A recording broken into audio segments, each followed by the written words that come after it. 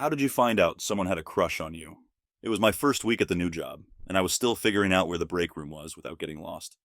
There was this girl, Emma, who worked in a different department, and we'd pass each other a few times, exchange awkward smiles, but that was about it. One day during lunch, this guy Jack, who seemed to know everyone, sat down at my table with this smirk on his face. "So," he said, with all the confidence in the world, "you and Emma, huh?" I almost choked on my sandwich. "Me and Emma? What are you talking about?" He laughed. "Come on, don't act like you don't know. She's into you, man. Asked me all sorts of questions about you."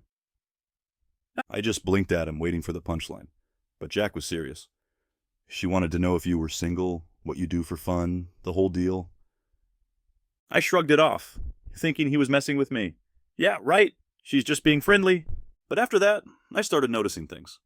Like the next day when I was walking to my car, and Emma just happened to be leaving at the exact same time.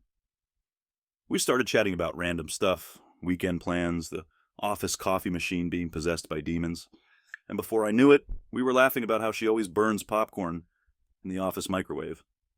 Every time. The following week, I was working late trying to make sense of a spreadsheet that looked like a cryptic message from an alien civilization. Suddenly, Emma appeared at my desk with 2 cups of coffee. "Thought you could use this," she said, smiling way too sweetly. I thanked her and figured she was just being nice. But then she didn't leave. Instead, she perched on the edge of my desk and started asking about my favorite movies, how I take my coffee, if I had a dog. I mean, normal stuff, but there was this vibe, you know? Like she was trying to decode me. Later that week, a group of us from work decided to grab drinks. Emma was there, naturally, and somehow she ended up sitting right next to me. The drinks were flowing, and by the third round, she was laughing a little too hard at my bad jokes, like the one about why the computer went to therapy, because it had too many cookies. I didn't think it was that funny, but hey, who am I to judge? Anyway, by the end of the night, things got interesting. We were walking back to our cars and Emma suddenly stops, spins around dramatically and says, "You know, I think we'd make a great couple."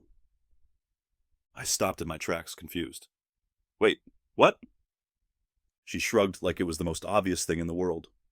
"I mean, you're fun, I'm fun, and you don't seem to have any major red flags, unless you secretly collect toenail clippings or something."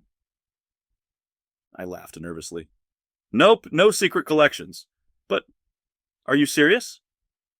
She smiled, gave me a playful shove, and said, "Maybe. Who knows?" I didn't know what to do with that, so I did what any sane person would. I tripped over my own feet trying to walk to my car, caught myself, then waved awkwardly and left. Smooth, right? The next day, Jack found me in the break room and gave me this look.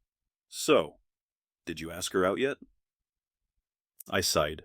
"I think she's just messing with me, you know, like playing hard to get." Jack shook his head.